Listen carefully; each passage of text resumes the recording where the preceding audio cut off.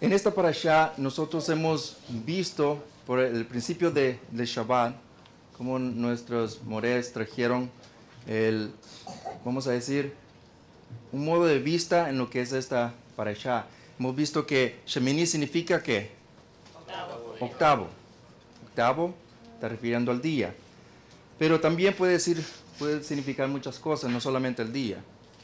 ¿Cuántos días tiene la semana? 7 días. En ese periodo de 7 días, vemos que Kadosh Baruj Hu encierra algo increíblemente profundo y aún más en el octavo. Anteriormente yo había traído algo acerca de lo que es el Mishkan. Interesante es que en el octavo día, vamos a decir, en el octavo día, ¿qué pasó en ese día? Porque, abre la parashá esta y quiero que leamos rápidamente, a ver si me pueden ayudar. El capítulo, en la parashá empieza en el capítulo 10, ¿verdad?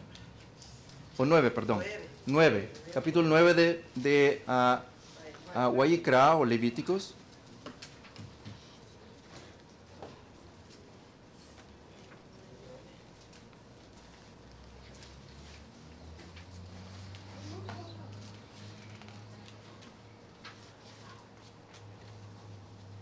Dice, en el octavo día, Moshe llamó ¿a quién? A Aarón y ¿a quién? A 3 grupos. A Aarón primero, ¿a quién más? A sus hijos y ¿a quién más? Y a los ancianos, los saquén. Ahora, estamos viendo que en ese periodo de 7 días había pasado algo. Pero aquí en el octavo, ¿qué es lo que pasó? Que Moshe estaba llamando a estos 3 grupos. Lo interesante es que cuando entramos ya en esta parashá, no solamente habla del octavo, sino también estamos hablando de un periodo previo al octavo. En esta parashá estamos viendo, vamos a decir, algo muy grande. Primeramente, en el octavo día, ¿qué se estaba haciendo en ese octavo día? O en ese día muy grande, porque dice que algo pasó.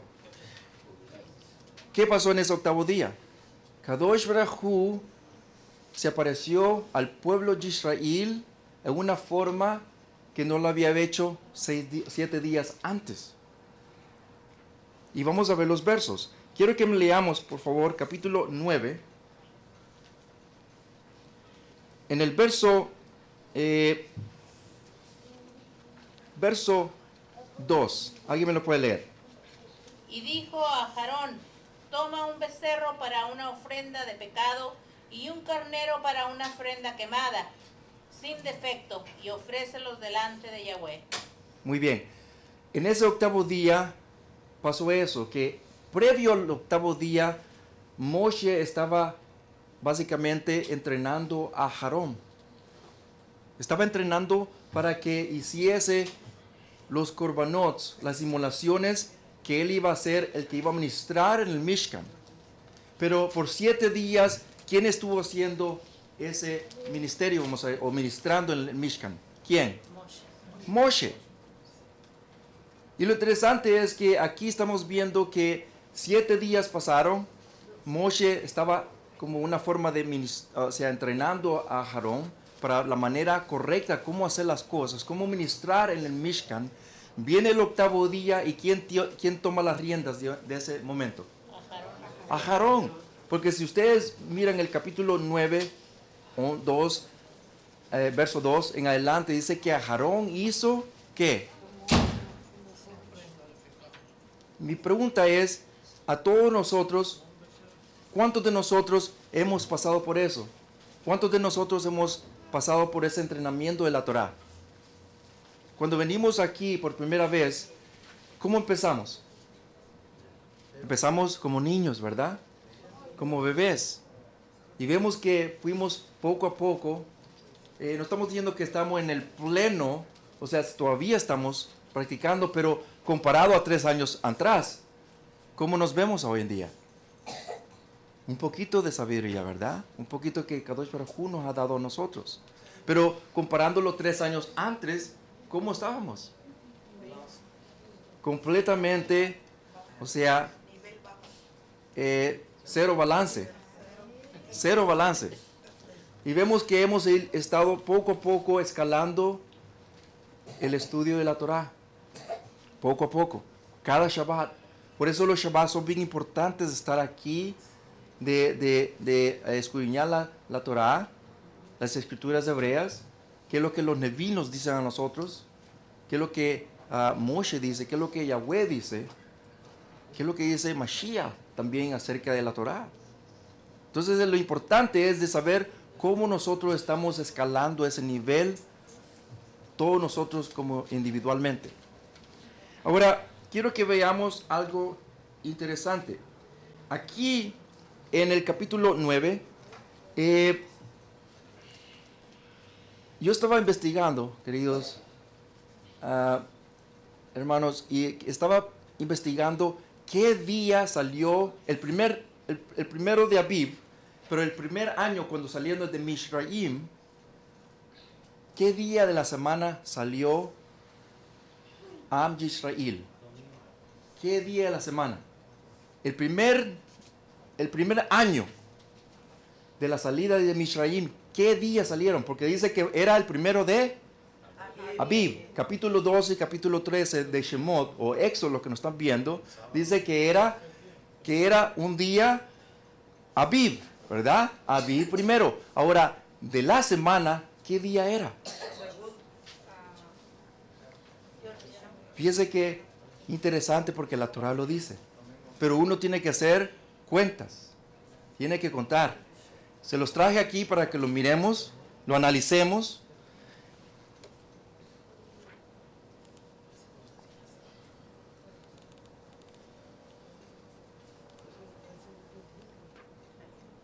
¿Sí se mira? Sí. Ahora, lo voy a hacer un poquito grande.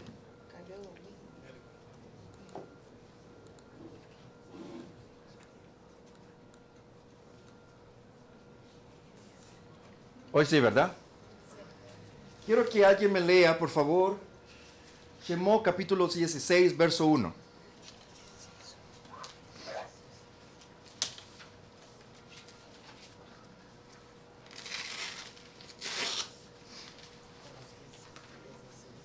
Viajaron de Ilim y toda la congregación de los Bené Israel arribó en el desierto de Sim, entre Ilim y Sinaí, en el 15 día del segundo mes después de partir de Aretz de Mizraim. Ok, ¿en qué día llegaron a ese lugar? Llegaron en el segundo mes, ¿verdad? De la salida de ¿dónde? De Mizraim, de Egipto. En el segundo, ¿cuántos días tiene el primero, o sea, el primer mes de Aviv? 31. 31. Vemos que llegamos al segundo mes. ¿Y a qué día llegaron? El día 15. ¿El día qué? 15. Ahora, ¿cómo podemos nosotros deducir que era un día cuarto? ¿Cómo se le llama el día cuarto hoy en día, comúnmente? Miércoles. Un miércoles. Comúnmente se le llama miércoles. Pero el día cuarto de la semana, ¿cómo nosotros podemos deducir que era un cuarto día? Que era el primero de Aviv cuando salieron de la salida de Mishraim, de Egipto. Bien fácil. Vamos a capítulo 16, aquí mismo. Si ustedes leen, analícenlo por favor. Capítulo 16, el verso 23 al 29, dice, y está hablando, no está saltando a otro tema, a otro tiempo, está hablando de lo mismo. De lo mismo. Dice que ¿cuántos días se tenía que recoger el maná? 6. 6 días. Pero el séptimo dice, no. ¿El séptimo qué va a pasar? No va a haber. Ni salgáis porque no va a haber maná. Entonces vemos que si aquí llegaron, Yahweh Sebaot dice que los demás días iba a caer ¿qué? ¿Qué iba a caer? Maná. Pero el séptimo iba a ser Shabbat. Shabbat. Entonces vemos que si contamos para atrás, si hacemos las cuentas para atrás, va a caer un día, un cuarto día de la semana, que es un miércoles. Ahora, ¿por qué yo traigo esto? Para que hagamos cuenta, vamos a decir. O como se dice en shoferín. Shoferín significa que hacen cuenta, ¿verdad? O en otra manera los matemáticos. ¿Ok? Vamos ahora, ¿qué pasó en el siguiente año? Este es el segundo año. Acordémonos que es como nosotros que estamos guardando el calendario de la Torah todos los años. Si ¿cuándo va a caer a Yom Teruah? ¿Cómo? ¿Cuándo fue Yom Teruah el año pasado? ¿Qué día fue? ¿Qué día cayó Yom Teruah? Entonces quiere decir que el siguiente día va a saltar otro día, ¿verdad? Entonces vemos que lo mismo pasa aquí. Ya vimos el primero de Aviv, que cayó un día ¿qué?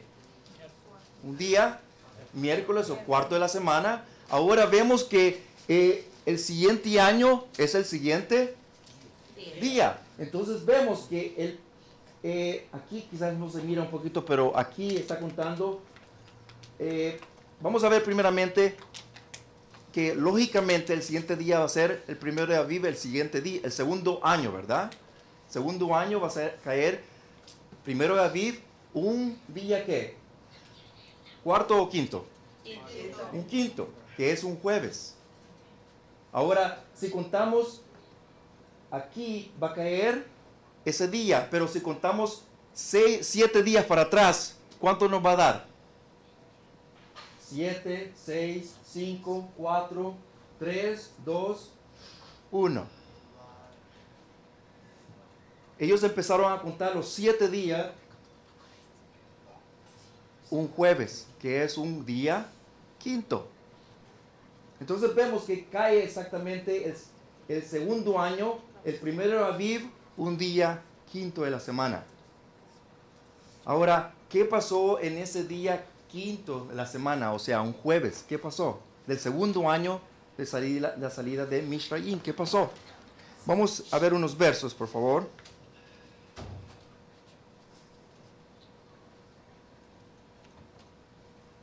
Shemot capítulo 29, verso 43. ¿Alguien me lo puede leer, por favor? 29, verso 43 de Shemot o Éxodo. Y me reuniré con los que en Israel, el Macón será poder por mi cabot, y aparte de él, Joel, Moed y el Mitea, apartaré aquí mismo a Jarón y sus patriarcas mis Coanim, y ajustaré entre los hijos de Israel, y les seré por supremo, tendrán que Anim, Yahweh, su supremo, que los saqué de Ares de Israel para habitar en medio de ellos, y yo, Yahweh, su supremo. ¿A quién estaba escogiendo allí? Para ministrar ¿en dónde? En el Mishkan. ¿A quién?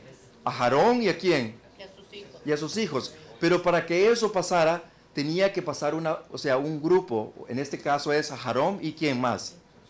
¿Por medio de qué? Entrenamiento. Tenían que ser entrenados. O sea, déjenme hacer una pregunta. Aquellos que son soldados, aquellos que están en la milicia, ¿verdad? Militar. Para que ellos vayan a la guerra, ¿qué tiene que pasar? Entrenamiento. Aquellos que son atletas para ir vamos a decir, a las Olimpiadas, tienen que pasar por unos entrenamientos. Y déjenme decir que para ser un atleta no es fácil. Porque son 4 años que se preparan. Y en esos 4 años se tienen que abstener de muchas cosas. De la comida, ¿ok? No cheeseburgers, o sea, no hamburguesas o Taco Bell. O sea, estamos hablando de cosas, o sea, saludables, vegetables, o sea, de vitaminas. Estamos hablando, se tiene que cuidar en otras maneras. Es un requerimiento para que sea un atleta. Segundo, se tienen que abstener, o sea, tienen que dormirse temprano, tienen que entrenar bastante, tienen que abstenerse de muchas cosas para que cuando llegue ese tiempo de las Olimpiadas, ellos tengan, vamos a decir, una buena carrera o en lo que ellos van a ejercitar. Lo mismo es como a Aarón. Cuando le dice Moshe, le empieza a entrenar a él y a sus hijos, les dice, tú tienes que estar, ¿en qué lugar tenían que estar ellos? ¿En dónde? ¿Afuera o dentro del Mishkan? Adentro del Mishkan. Y déjenme decirle esto, ¿podían salir ellos? Tenían que estar 7 días, dice. Estaban 7 días, ¿en dónde? Adentro del Mishkan. Quiere decir que, o sea, nos da a entender a nosotros que cuando estamos aquí en la Kehilá, aquí en lo que es las cosas de Kadosh Baruj Hu, en la Torah, ya no hay vuelta de hoja, como decía mi abuelito. Ya no podemos volver atrás. Mediamente nosotros entramos ya a Am Yisrael, ya no se puede ir atrás. Lo mismo es con los soldados. ¿Qué pasa cuando una persona ¿cómo se dice? Deserta, ¿verdad? Viene consecuencias. Viene consecuencias. Y lo mismo es con lo que es Am Yisrael. Entonces vemos que aquí, quiero que leamos un verso, alguien me lo puede leer con voz alta. Shemot o Éxodo capítulo 40, verso 17, por favor.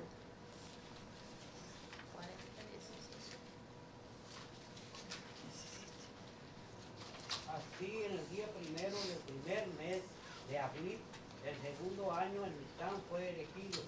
Moshe hizo levantar el Mishkan y sentó sus basas y colocó sus tablas y puso sus barras e hizo alzar sus columnas. Hasta ahí, toda. ¿Qué estamos viendo aquí en estos versos? ¿Qué pasó en el primero de Aviv del segundo año? ¿Qué pasó? Aquí estamos viendo que Moshe ya había terminado todo. Ya el Mishkan, en las parashas previas que hemos nosotros oído por los Amorim, hemos visto que Kadosh Baruj Hu, él dice y demanda y quiere muchos utensilios, ¿verdad? Quiere oro, quiere plata, quiere telas, quiere muchas cosas para que se armara ¿qué? El Mishkan. Este día, ¿qué pasa en este día? El Mishkan es ungido. Ya estaba listo. Ya estaba listo. Ya no tenía que hacer ninguna otra cosa que esperar por la kabod de quién? De Kadosh Baruj Hu, porque previamente él dijo, en el 8º día me presentaré. Y déjeme decirle que este día es bien importante, nosotros siempre lo hemos dicho, este día es bien importante, así como son los otros días. Los primeros de los Rosh Chodesh, los primeros meses del año, son importantes también. ¿Por qué? Porque estamos viendo aquí que aquí pasó algo muy grande. Primeramente, aquí se está dando la dedicación al Mishkan. Son 10 cosas, parece que el Morello Hanan trajo esa parashá, la parashá anterior parece, que fueron 10 coronas. 10 coronas que pasaron, que se dieron en ese día, ¿verdad? Una de ellas era la conmemoración de los Kohanim, de la dedicación. La segunda es cuando Kadosh Baruj Hu llega por primera vez allí. ¿Ok? Y vemos que aquí estamos viendo algo muy grande. Déjenme hacer la pregunta por aquellos que tienen una media preguntita porque me lo han hecho. ¿Entró Moshe, o vamos a decir no solamente Moshe, pero porque acuérdense que estaban entrenando, ¿verdad? Para que entrasen a ese lugar. ¿Cómo se llamaba el lugar, el último lugar? Estaba donde estaba... ok, ¿cómo se llamaba el anterior? Kadosh, ¿verdad? Y afuera estaba, ¿qué? El Mizbeach, donde se hacía los Korban, ¿verdad? Y también la Tevilá, también se hacía allí. Pero adentro, ¿qué pasó en el primero de Aviv? En el Kadosh HaKadoshim. ¿Quién entró allí? ¿Quién entró allí? Es mi pregunta. ¿Quién entró en ese día, en el primero de Aviv? A Aarón y quién más. Pero también entró quién más. Sus hijos. ¿Y qué pasó con sus hijos? Quiere decir que, déjeme decirle algo, y eso tiene que ver mucho con el calendario de la Torah. el primero de Aviv, aparte de Yom Kippurim, la diferencia de Yom Kippurim y el primero de Aviv es que Yom Kippurim, Kadosh Baruj Hu, él decía, o sea, ordenaba que entrase adentro, ¿verdad? Donde estaba el Aarón. Pero en el primero de Aviv, después de la conmemoración, ya no entraba, sino que abría las puertas y no entraba para que entrase donde entraba vamos a decir, el tecufó de primavera. Y déjeme decirle que era todos los años. Por eso los Kohanim sabían cómo contar los tiempos. Pero el que era encargado en contar el tiempo ya después fue la tribu de Yishachar. Pero en sí, en el principio siempre estaba los Kohanim encargados para no perderse. Porque déjeme decirle, ¿cómo estaba situado el Mishkan? ¿Estaba situado exactamente al este? ¿Sí o no? Sí. Ellos sabían vamos a decir, las direcciones de los tiempos. Estamos hablando del sur, norte, este y oeste. Déjeme decirle algo, cómo uno puede guiarse hoy mismo si uno no tiene una, ¿cómo se dice? Brújula, ¿verdad? Un compás. Si yo estoy, vamos a decir, en el desierto, ¿cómo sé yo dónde estoy? Si yo digo, y yo le digo a mi amado Moshe Shofar, que yo estoy perdido en el desierto, y le digo, me puede guiar, pero no sé, no hay ningún edificio o algo como guiarme, y él sabe cómo guiarse, o sea, cómo guiarse en un momento así. ¿Cómo me dijera él para guiarme, o sea, dónde yo estoy? ¿Cómo me guiase? ¿Dónde está el este? ¿Dónde sale el sol? El este. Y se pone en el oeste. Entonces ya sabemos dónde está todo. Sale en el este y se pone en el oeste. Entonces si viene de aquí, del este, y se pone en el oeste, quiere decir que está enfrente de mí, ¿qué? El norte, y atrás está el sur. Y ya sabemos dónde estamos. Quiere decir que Hakadosh Baruj Hu ha dejado las lumbreras, estamos hablando de las constelaciones, cómo nosotros podemos guiarnos. Y déjeme decirle que los Kohanim y el pueblo de Israel tenía sabiduría, como Kadosh Baruj Hu les había mostrado a ellos cómo guiarse, especialmente en las fiestas. Pasando a otra cosa, quiero que veamos algo.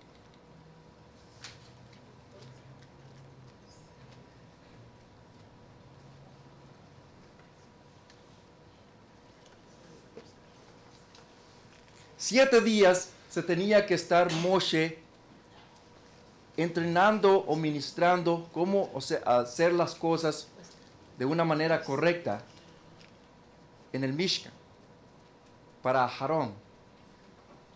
Ya nuestro brother Hanan ya trajo en la mañana acerca de estas dos personas que murieron. Déjeme decirle algo, ¿de dónde provenía, vamos a decir, si ellos estaban dando un incienso, ¿verdad? O sea, el incensario, ¿verdad? Que tenía que tener fuego. ¿De dónde tenía que venir el fuego? ¿De la estufa? ¿De los fósforos del 99? Todo tenía que venir ¿de dónde? ¿Pero de dónde venía? O sea, el Misbea, ¿pero dónde venía? O sea, la fuente, ¿de dónde venía? De Yahweh Sebaot. De Yahweh Sebaot. Por supuesto que el Kohanim lo agarraba de ahí, pero la fuente era ¿quién? Y cuando el fuego venía y lo consumía, y ahí hay varios comentarios donde se dice acerca de cómo era consumido, dónde iba a parar las cenizas, todo eso, hay muchos comentarios acerca de eso. No quiero meterme porque hay otras cosas que vamos a hablar, pero el punto es que en ese día que Kadosh Baruj Hu hacía la consumación de los korbanot, de las inmolaciones, vemos que era algo que no se podía presenciar completamente, y aquellos que estaban enfrente presenciaban estas cosas. ¿Se imaginan? Póngase ustedes el zapato de uno de los israelitas. ¿Cómo se sintiera usted si usted estuviera viendo el fuego venir en ese día? Se imagina primeramente el estruendo, porque no creo que era todo en silencio. Se imagina que fuera el estruendo, el miedo de las personas que están alrededor, consumiéndolo en ese momento. O sea, era un día completamente, o sea, de pavor, pero también de asombro a todos que estaban alrededor. Y no era algo que, o sea, que era pequeño, era algo que estremecía. Porque acuérdense que si Kadosh Baruj Hu descendió en el monte Sinaí en un día y que todo el globo terráqueo tembló completamente, mucho más que ese día de Aviv. Entonces vemos que en este día completamente, aquí en el capítulo de Shemot que estamos leyendo, era capítulo, ¿cómo se llamaba? 40. Si ustedes leen del verso 1, ahí llegaron los príncipes de cada tribu a dar un corbán. El primero era Yahudá. Ustedes lo pueden ver allí, y ahí dice que uno iba uno por uno a dar un corbán. Cuando vemos estas cosas, nos estamos dando cuenta cómo cada uno de ellos ya era instruido cómo hacer las cosas. Pero si vemos en Shemot 29:43 que nuestro hermanito leyó, estamos dando que el acabó de Kadosh Baruj Hu iba a aparecer en el primero de Aviv, en ese día. Ahora la pregunta es, ¿por qué se llama el octavo día?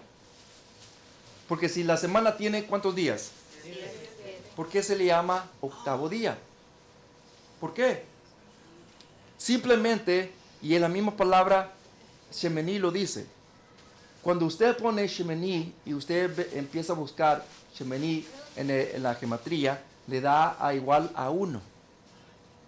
A 1. Y vemos que, o sea, volvamos a lo mismo. Déjeme hacerle la cuenta aquí en esta gráfica. ¿Cuántos días dijimos que era? ¿Cómo se dice la semana? 7, ¿verdad? ¿Qué es?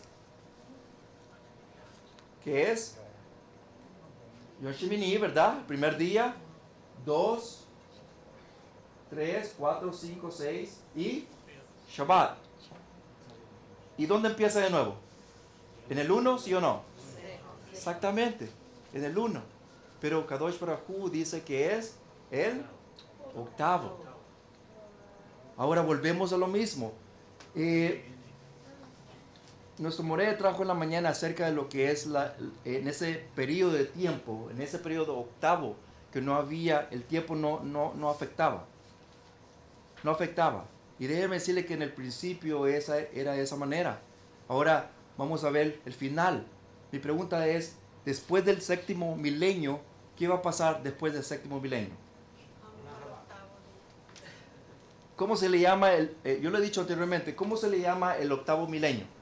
Tiene una palabra, aparte de Shemini Atzeret, el Olam Habad, que el tiempo no existe. Y por eso se llama el Olam Habad. Olam Habad, el Olam, la palabra Olam significa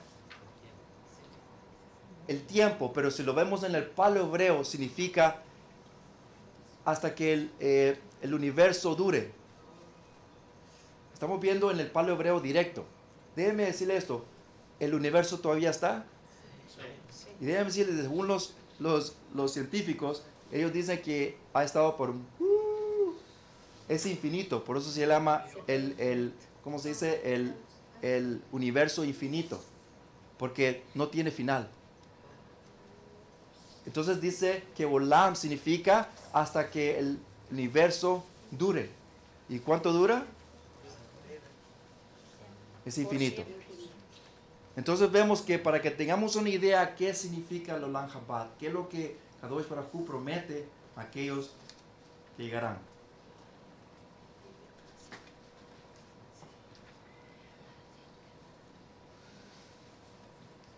Vamos a ver algo.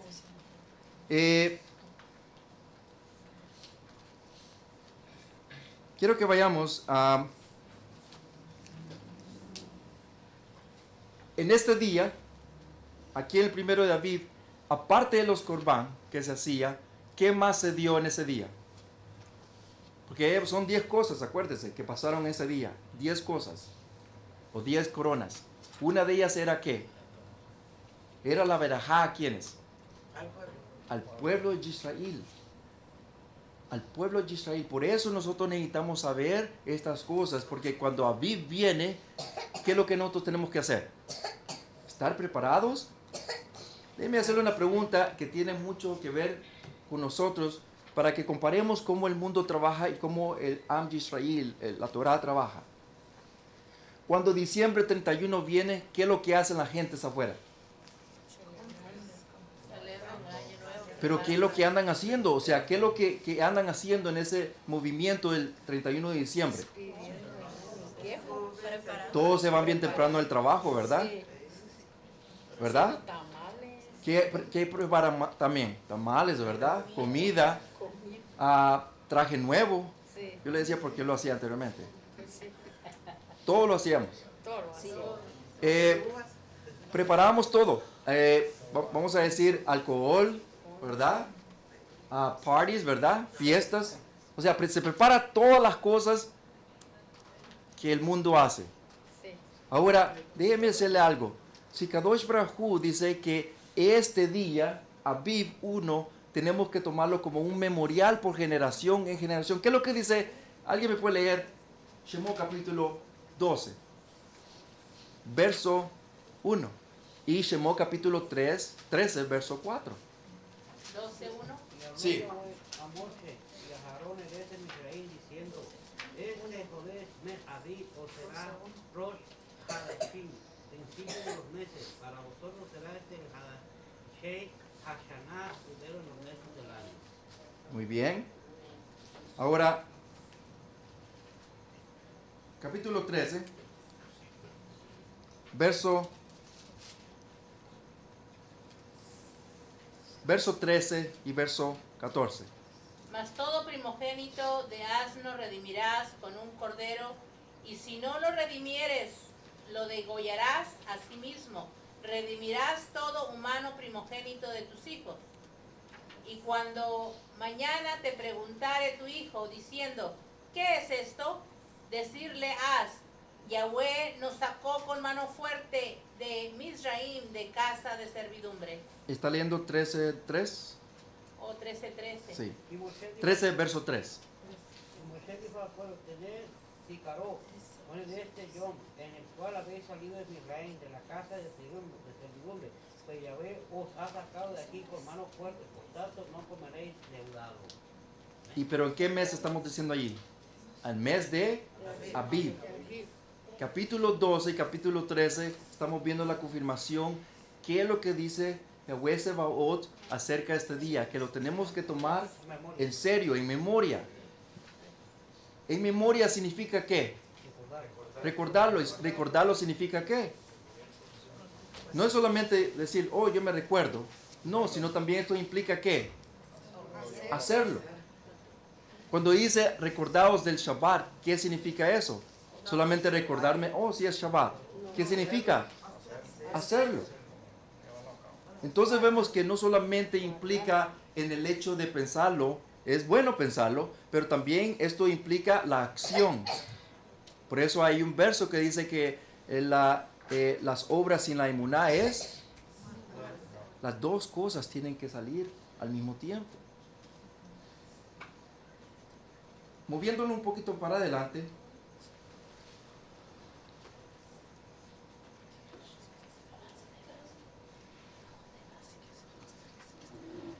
los 7 días que estamos, no lo hemos visto todavía porque quiero que veamos algo bien interesante.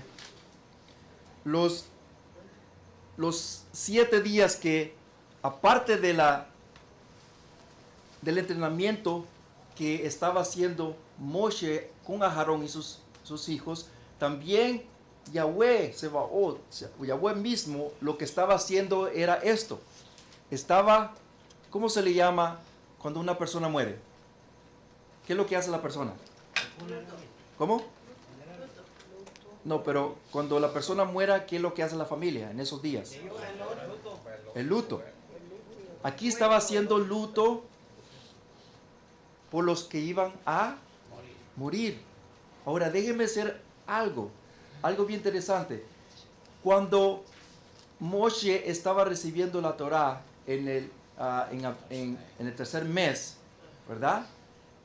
¿Qué es lo que pasó cuando llegó allá arriba? Pero antes de eso, antes de hacer eso, ¿a quiénes tomó primero? Pero ¿a quiénes más? Capítulo 9, que estamos leyendo, capítulo 9 de aquí mismo, ¿alguien me lo puede leer? Capítulo 9 de allí, en el verso 1, ¿qué dice? Entonces Yahweh dijo a Moshe, entra. Shemot 9. En el Yom Hashemirim, y Moshe llamó a Aarón y a sus hijos y a los Netnei, a los ancianos de Israel. Muy bien. ¿A quiénes llamó? A Aarón, a sus hijos y a quién? Y a los ancianos. Y déjeme decirle que este mismo grupo también los tomó ¿a dónde? Al Sinai. Antes de la Torá. Porque ellos dice la Torá que ellos, Moshe llegó, dice, y primeramente, llevó primeramente a Aarón, a sus dos hijos, que era, ¿quién más? ¿Cómo se llamaban esos dos hijos? Abad y Abiud. Quiere decir que también solamente se llevaron a ellos dos, y a quiénes más? Los 70 ancianos. ¿Qué es lo que pasó con los 70 ancianos? ¿Se acuerdan en las parashas anteriores? Que vino, que el furor de Yahweh vino y devoró a muchos. Y en ese grupo, en el Talmud dice que los 70 ancianos también murieron.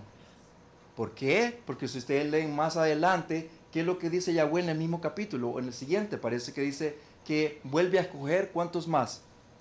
Otros 70 ancianos. Entonces quiere decir que aquí estamos viendo que aquí el Talmud dice que ellos, estamos hablando de los dos hijos y los 70, habían cometido algo que no deberían cometerlo cuando estaban comiendo. Porque estaba en una presencia, o sea, Kadosh, una presencia apartada. Y esto ya estaba sellando sus muertes para el futuro. Y vemos que aquí en los 7 días ya Yahweh ya estaba haciendo luto para ellos. Vamos a un ejemplo. Pero mi pregunta es, ¿puede Yahweh hacer luto de antemano? ¿Sí o no? ¿Sí o no? Sí, porque sabe el futuro. Pero uno no puede hacer el luto para una persona. ¿Por qué? Porque no sabemos el futuro.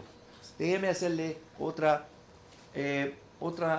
ejemplo. Capítulo 7 de Bereshit o Génesis.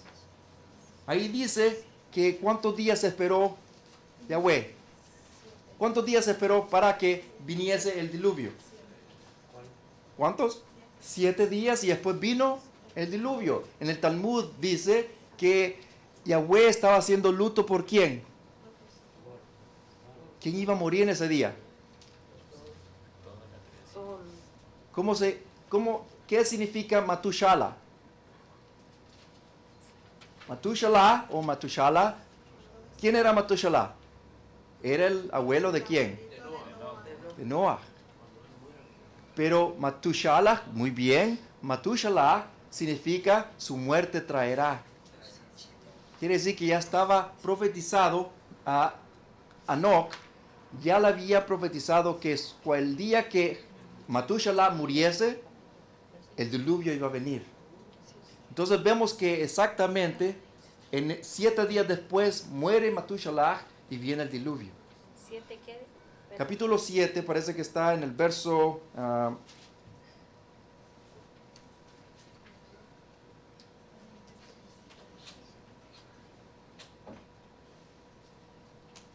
léalo el verso 1.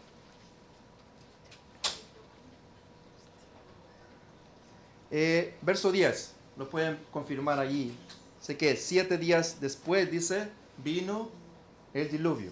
Entonces vemos que aquí estamos dando ejemplos cómo Kadosh Baruj Hu hace luto en el futuro, algo que va a pasar.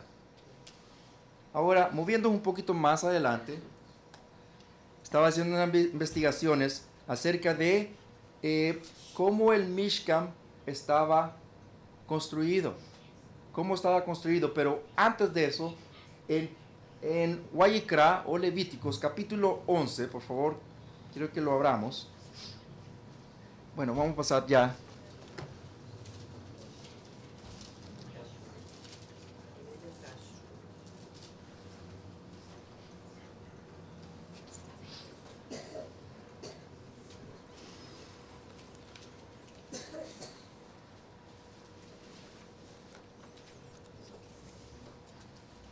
¿Sí lo pueden mirar? Okay.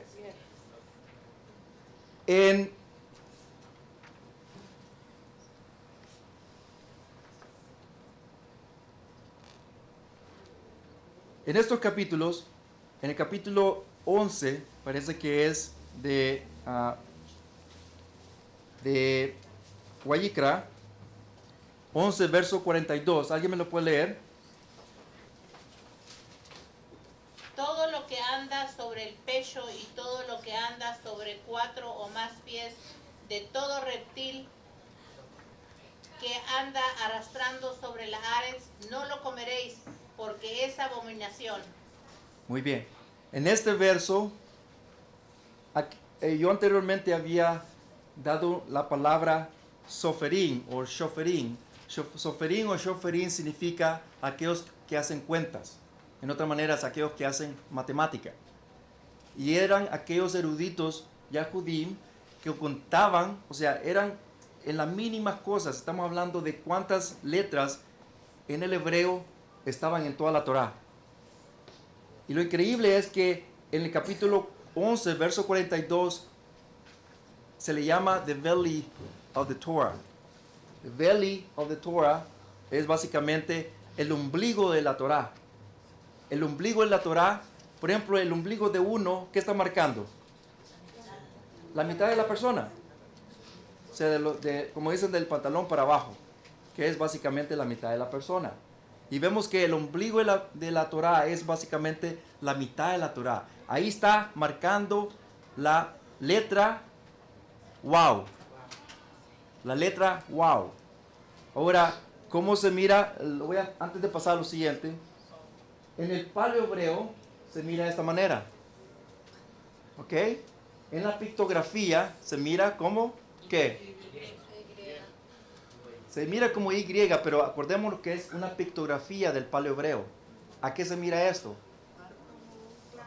Como un clavo, exactamente. Y vemos que la geometría es 6. Ahora, pongamos atención porque esto se va a poner bien interesante. Este es como se escribe, como se dice hoy en día el hebreo tradicional, ¿ok? Pero si llegamos a lo siguiente, en el Mishkan, en la construcción del Mishkan, vemos que estaba construido en ciertas maneras, ¿verdad? Pero alrededor, ¿cómo se llamaba esta? La barda, ¿verdad? La protección, para que nadie pudiera entrar por su misma protección. Pero, ¿qué es lo que sostenía las bardas? Las estacas. Y vemos que si volvemos anteriormente, ¿a qué se parece eso? A una estaca. Ahora, aquellos que hemos ido a acampar, ¿cuántos de nosotros vamos a acampar? Yo solamente he ido varias veces, pero la última vez que fui a acampar, parece que ¿cómo se dice? La tiendecita trae unas estacas, ¿verdad? Estacas para que la tienda no se caiga o no vuele. Pero en sí estamos viendo algo bien interesante aquí, porque cada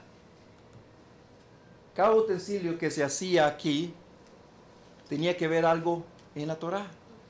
Ahora, lo más interesante es que nuestros amados Yahudim, ellos dicen que como el Mishkan y el Beit HaMikdash ya no está, entonces lo único que ellos tienen es que, o lo que nosotros tenemos, ¿qué es lo que tenemos? El Aarón, pero adentro ¿qué está? La Torá. Entonces vemos que este es una parte, un pergamino, no sé si ustedes lo pueden mirar.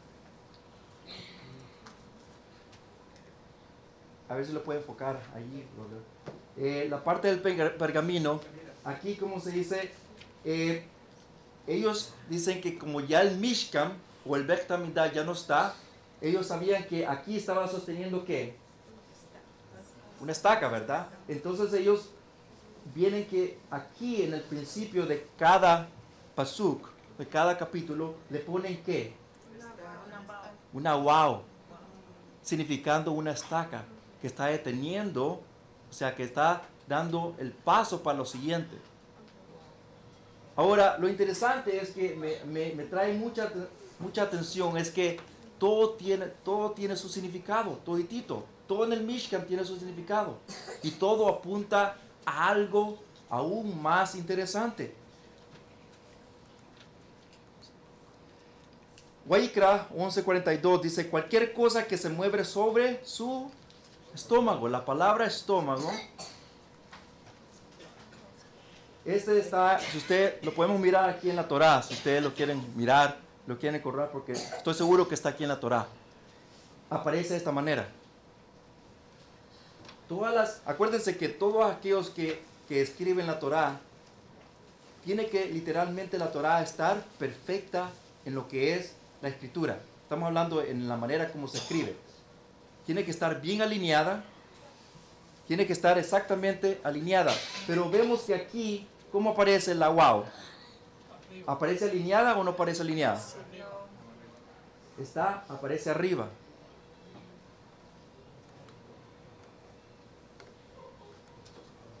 Porque estamos viendo que aquí está apuntando el ombligo de la Torá. La mitad de la Torá. Ahora,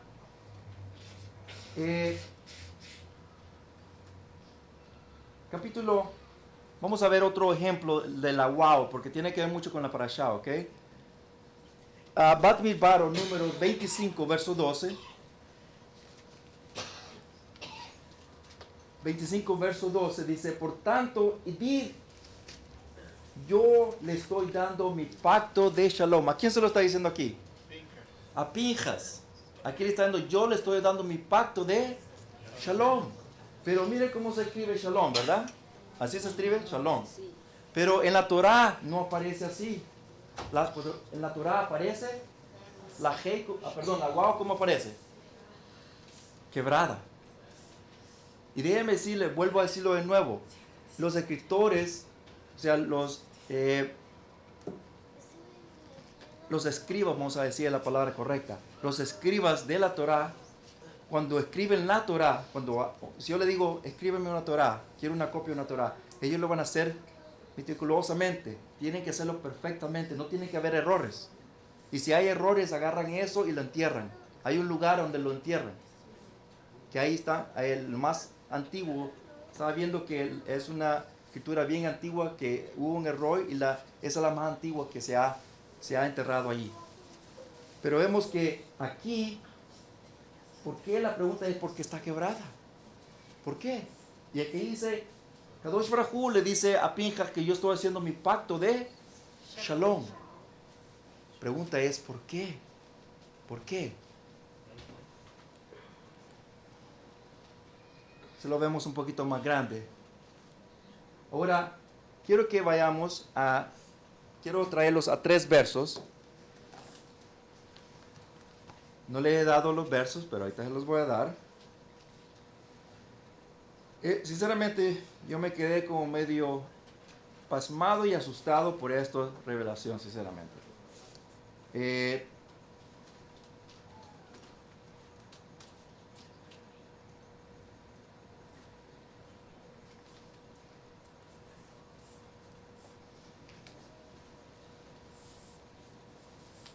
Esto es capítulo de Bereshit, capítulo 12, capítulo 2, verso 4.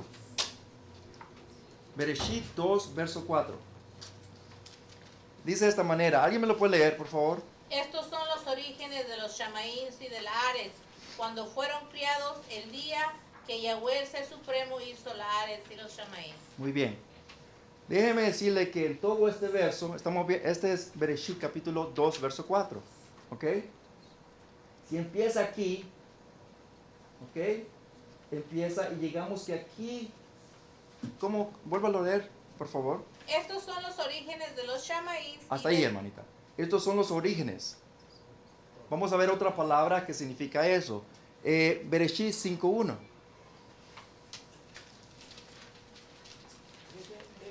Y este es el segundo verso que vamos a leer ahorita a continuación. Léalo, por favor. Ese es el Sefer Toldot de Adán, el día en que creó Yahweh al hombre a semejanza del Supremo lo hizo. Ok. Estamos viendo dos versos que habla casi de lo mismo. Pero déjeme decirle esto. La palabra generación o toledot, generaciones, ahí dice orígenes, ¿verdad? Ok. Se escribe de esta manera. ¿Ok? Una tau. ¿Ok? Esta es una, ¿qué? Una wow. ¿Verdad? Una sade. ¿Qué más? Resh y una wow. Y otra tau. Pero déjeme decirle cuántas wows hay ahí. Se lo puede enfocar. Se lo voy a pedir. ¿Cuántas wows hay ahí? Dos. Ahora, vuélvanmelo a leer capítulo 2, versículo 5 de Bereshit, verso 1. Este es el Sefer Toldot de Adán. Hasta allí. Gracias. Toda. Ahora, esta misma palabra, toledot, mire cómo interesante, porque aquí estamos viendo que aquí estamos hablando antes que Kadosh Baruj, o sea, antes que Adán hubiera pecado. Porque el capítulo 5 le está dando un resumen de lo que pasó.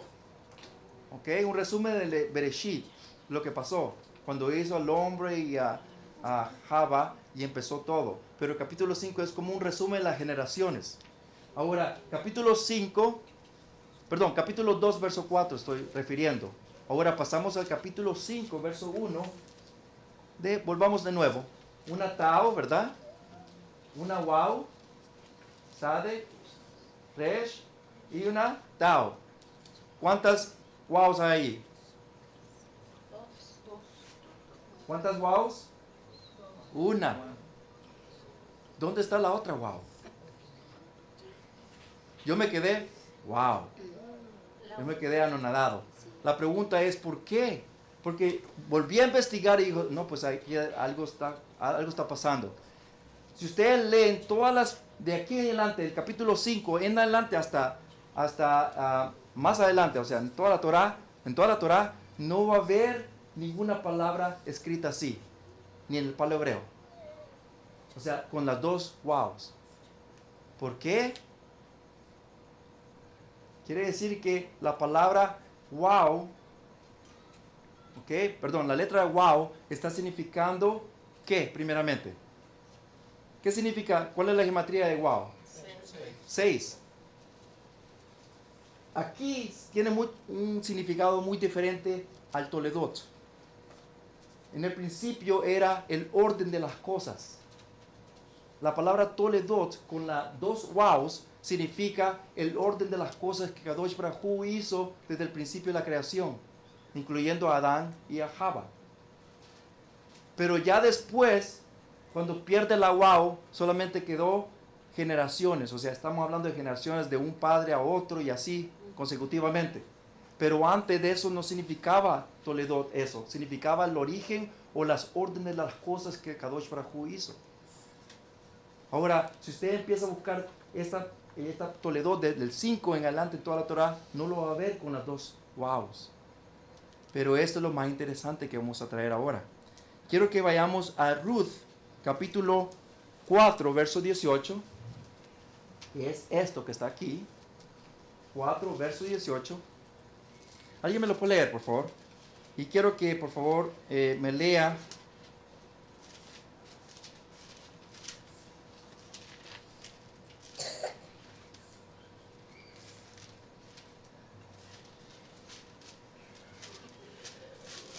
del 14 al 18. ¿Alguien me lo puede leer?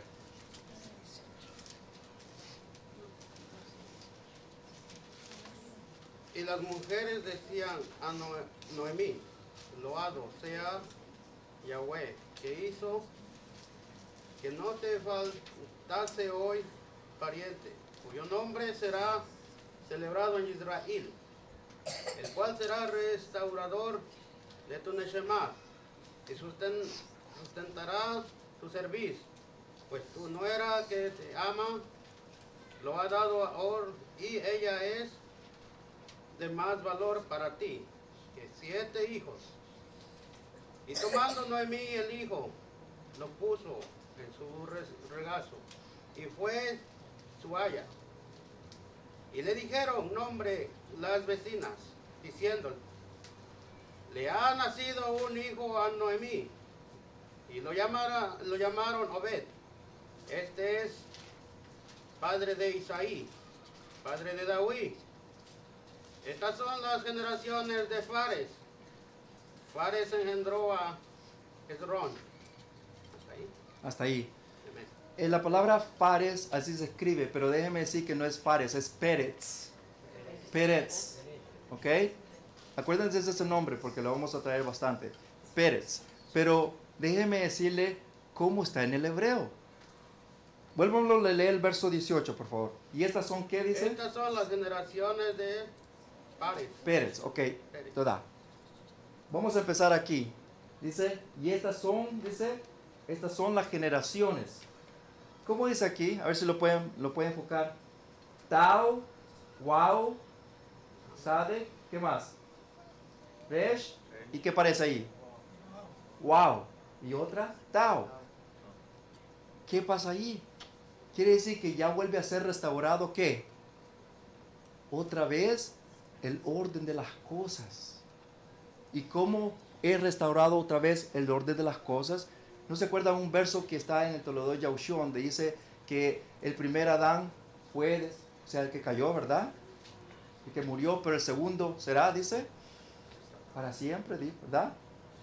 Quiere decir que aquí estamos viendo el orden de las cosas cuando todo estaba en orden.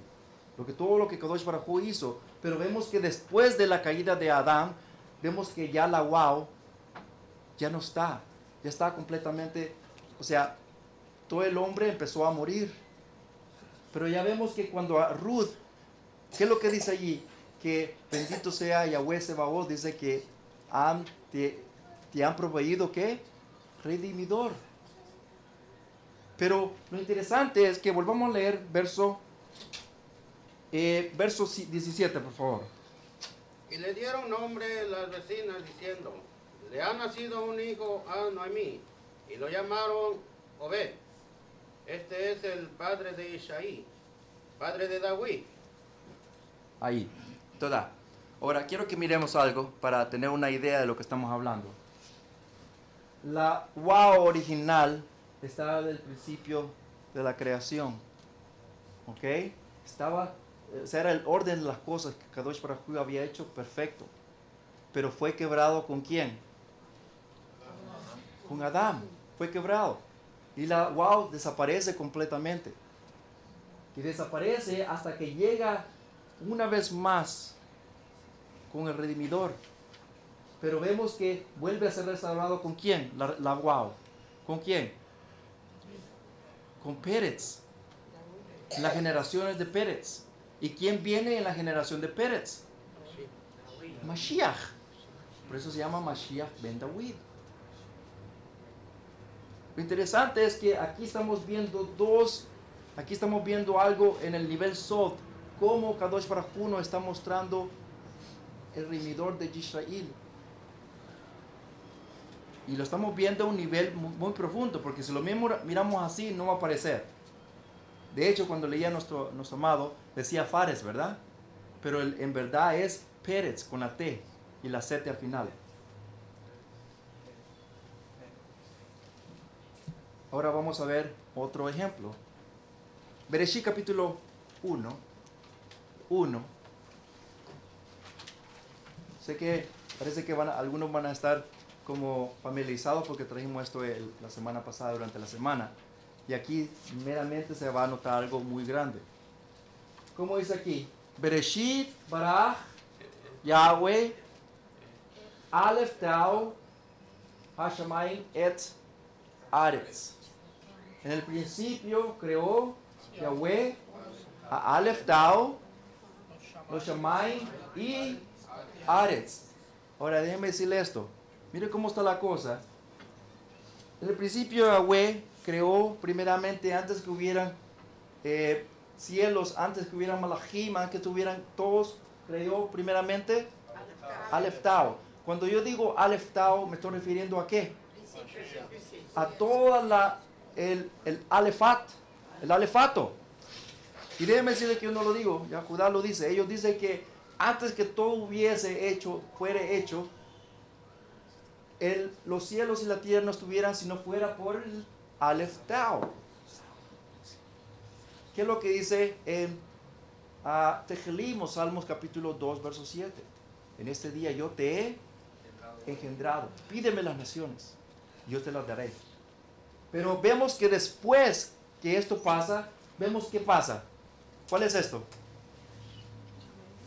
Shamayim y Aretz.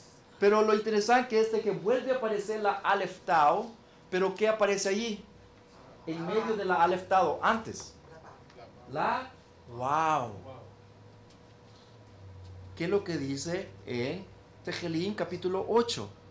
Que lo has hecho un poco menos que los malach.